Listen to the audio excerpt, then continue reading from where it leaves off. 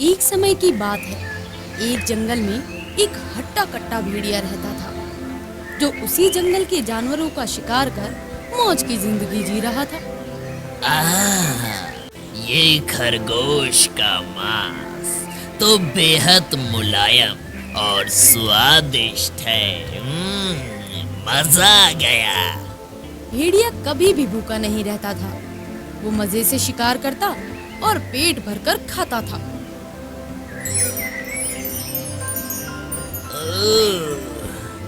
ये मुझे क्या हो रहा है? भेड़िया अब बूढ़ा और कमजोर हो रहा था। वो अब पहले जैसा नहीं रहा था।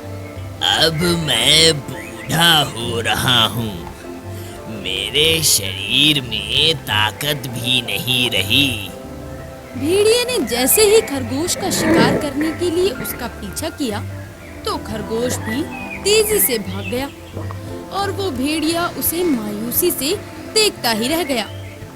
आई, मेरे पैरों और कमर में दर्द सा हो रहा है। तभी एक खरगोश भेड़िए के सामने आ जाता है और उछल कूद करने लगता है। अरे वहाँ मत जाओ, वहाँ भेड़िया है, वो तुम्हें खा जाएगा। अरे नहीं, वो कुछ नहीं कर सकता, वो बूढ़ा और बीमार हो गया है। अरे ये खरगोश तो मेरे पास आ गया। मैं इसे नहीं छोड़ूंगा। भेड़िया खरगोश का शिकार करने के लिए उसकी ओर दौड़ता है, लेकिन वो मुंह के बल गिर जाता है और खरगोश तेजी से भाग जाता है। चाचा, तुमने बहुत अत्याचार कर लिया, लेकिन अब नहीं कर सकते। समय के साथ साथ भेड़िया इतना कमजोर हो गया कि उसकी नजरों के सामने शिकार होता था, लेकिन वो उसे पकड़ नहीं पाता था। अब मेरे शरीर में ताकत नहीं रही। 3 दिन से भूखा हूँ। यदि ऐसा ही चला तो मैं भूखा ही मर जाऊंगा।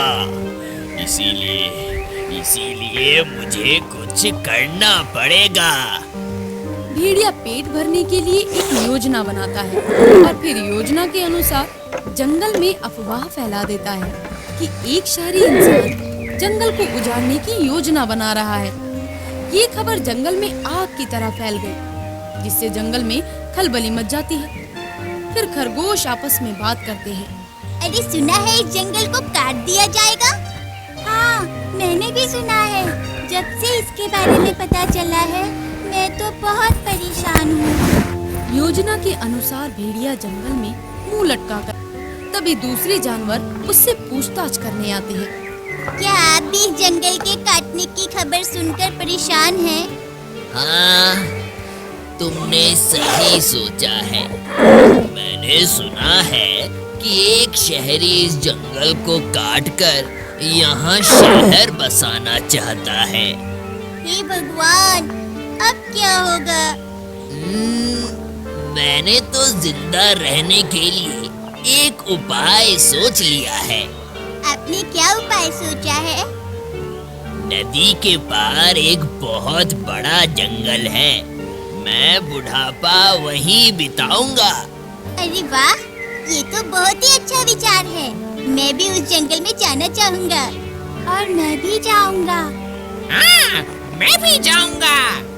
इसी तरह नदी के पार जंगल में जाने के लिए जानवरों में होड़ मच गई।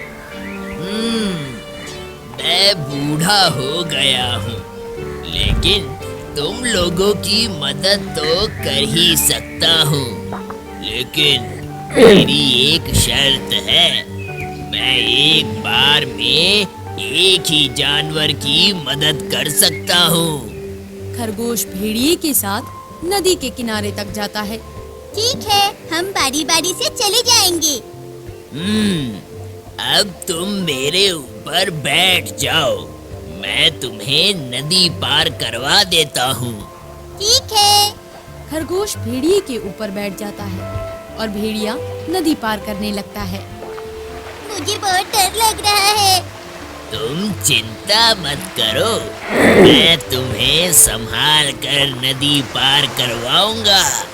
भेड़िया नदी पार करने के बाद खरगोश को मारकर खा गया और इसी तरह वो रोज एक खरगोश को अपने जाल में फंसाकर खाने लगा। कुछ दिनों में ही वो पहले की तरह हट्टा कट्टा हो गया। मेरी योजना सफल हो गई। उधर बंदर भी भेड़िए के साथ जाने के लिए काफी उतावला था, लेकिन उसका दोस्त सांप भी उसके साथ जाना चाह रहा था। अरे, मैंने सुना है तुम भी इस जंगल को छोड़कर जा रहे हो। तुमने ठीक सुना है। अब यहाँ मरने से तो अच्छा है कि कहीं नई जगह जाकर अपना घर बसाएं। तुमने बिल्कुल सही सोचा है।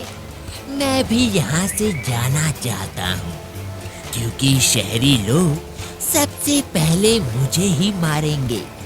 लेकिन मेरे साथ समस्या है कि मैं कैसे जाऊँगा। तुम भी भेड़िए से बात करके उसके साथ चले जाओ।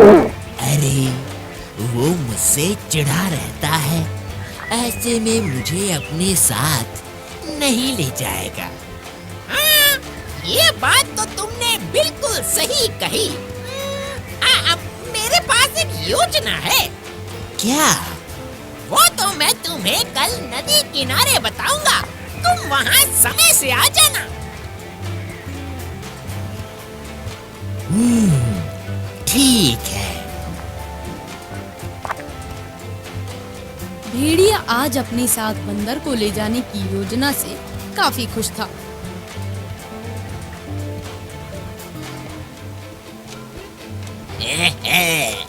आज तो मुझे कुछ अलग स्वाद मिलेगा।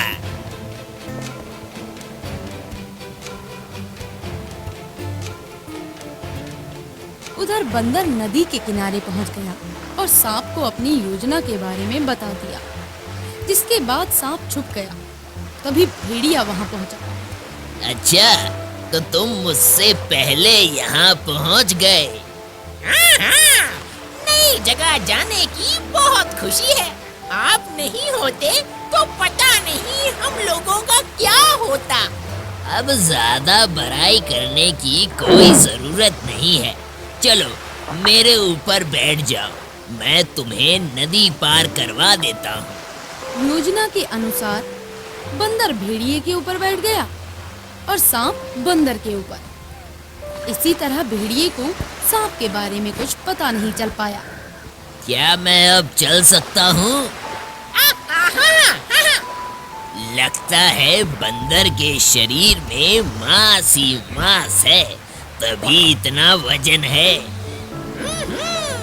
मैंने तो आज इस भेड़िए को मूर्ख बना दिया। भेड़िया नदी पार करने ही वाला था कि उससे रहा नहीं गया और उसने कहा, आज तो मैं तुम्हारा शिकार करूंगा। क्या? तुमने मुझे धोखा दिया? मैं पेट भरने के लिए कुछ भी कर सकता हूँ। नहीं, तुम ऐसा नहीं कर सकते। अब तुम्हारे पास कोई रास्ता नहीं है। तुम्हें तैरना भी तो नहीं आता। उधर सांप भेड़िए की बात सुन लेता है और बंदर से धीरे से कहता है, तुम चिंता मत करो, मैं कुछ उपाय सोचता हूँ। सांप भेड़िए के गले में लिपटने लगता है। तुम शरारत क्यों कर रहे हो? मैं तुम्हें किसी भी हाल में छोड़ने वाला नहीं हूँ। मैं तो कुछ भी नहीं कर रहा हूँ। अरे, तुम मेरे गले में फंदा क्यों लगा रहे हो? अरे, मैं कुछ नहीं कर रहा हूँ। भेड़िया नदी से बाहर निकलते ही बंदर पर टूट पड़ा। आज तुम बच के नहीं जा सकते। नहीं, मुझे माफ कर दो। मैंने तुम्हारा कुछ नहीं बिगाड़ा है। अब तुम्हें कोई नहीं बचा सकता। कहते हैं मारने वाले से बड़ा बचाने वाला होता है। ये किसकी आवाज है? कौन है? मैं तुम्हारा काल बनकर आया हूँ। सांप मेरे गले में नहीं नहीं, मुझे माफ कर दो, मुझे माफ कर दो। तुम माफ करने योग्य नहीं हो। तभी सांप ने उसे डस लिया और इस तरह भेड़िए का अंत हो गया। इसे हमें यही शिक्षा मिलती है कि कभी किसी को धोखा नहीं देना चाहिए, क्योंकि झूठ ज़्यादा देर तक नहीं चुपता।